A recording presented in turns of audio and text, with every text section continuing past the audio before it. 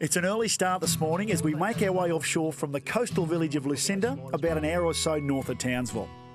If you've been watching the show over the last month, you would have seen just why this is one of my all-time favourite places to wet a line. Recently I had a good mate of mine up from Brizzy, Greg Haines, to show him just why the Hinchinbrook Channel has such a good reputation for quality mud crabs. All bucks. You little beauty, look at them. This time, however, we're headed offshore with another local boy, Peter Knack from Townsville Marine, to see whether the blue water off the coast is just as productive. We got two on, little DH. What we're fishing here is just a little tiny bit of shaly, rubbly bottom. It's nowhere near the reef, but it's a great spot to come out, catch a few smaller fish. You do get the odd big one as well. Just fish the standard paternoster rig, and it's always heaps of fun. The spot we're fishing is just riddled with smallmouth nanny guy, but it's their better eating, bigger brothers, the largemouth nannies, that we're after today. Oh, he's a nice largie. Nice largemouth nanny guy. Look at that. Look at that. That's beautiful. 1.5 kilos, perfect eating size. Nice fish. The excuse the boys have used to get out of work for the day is that we're sea trialling the Seafarer Venom, a 6.2 metre centre console sports fisher, which just loves heading offshore. It's one of the new generation seafarers built in the same Brisbane factory as the legendary Signature range, and according to Greg, it continues to build on the brand's long tradition of rock-steady reliability. So, mate, how are things going? Like, you've taken on Seafarer, and as a kid growing up, Seafarer was, the name for offshore boats. You guys have had it for a little while now. How's acceptance with all that going? Acceptance has been really good. We were a bit worried at first because there's so many dedicated Seafarer owners out there.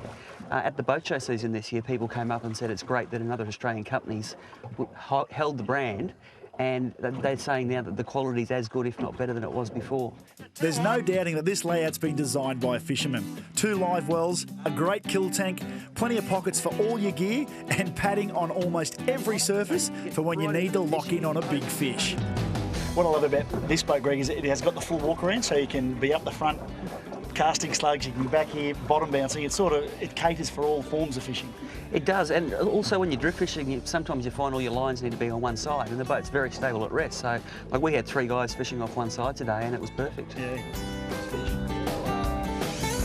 And as with all of their boats, it's mated to a Suzuki power package, in this case, 150 horsepower 4-stroke. If you're after a few more specs on either the Suzuki range of outboards or any of the hardcore fishing boats in the lineup, then jump on either the Seafarer or Suzy website. That's it, Nacky. That's it, Nacky. Go, Nacky! Yeah, that's what we wanted. Nice big, just a bit of sports fishing spot. Yeah. Bend that rod, Nacky. Way to go. Oh, look at that big puppy! Oh. This big trevally, just fishing a bit of shale here. More of a sport fishing spot, trevally, small nanny guy, big cod. As you can see, the weather's turned a little bit ugly. There's a couple of big showers coming through, but it's not going to slow us up. I'll tell you what, this big fish, knackered, good old Nacky. There we go, see you, buddy. Spin it. See you later. If you'd like more information about anything you've seen on the show, then either jump on our website or snail mail the office for a fact sheet. Or if you're keen to spend a day out fishing with me aboard my brand new charter boat out of Lucinda, then log on to my website. Hook up with scottyhillier.com.au for all the details.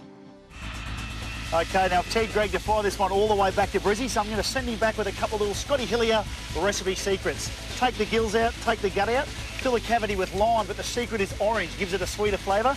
Make some incisions in the side, heaps of butter, wrap him in alfoil, 180 degrees for about 40 minutes. He will be eating his fingers off. That is correct, your case for today. Hope you've enjoyed the show. Stick around. Queensland Weekend is up next. And make sure you join me sometime soon for more of the same. Have a great week. Perfect size.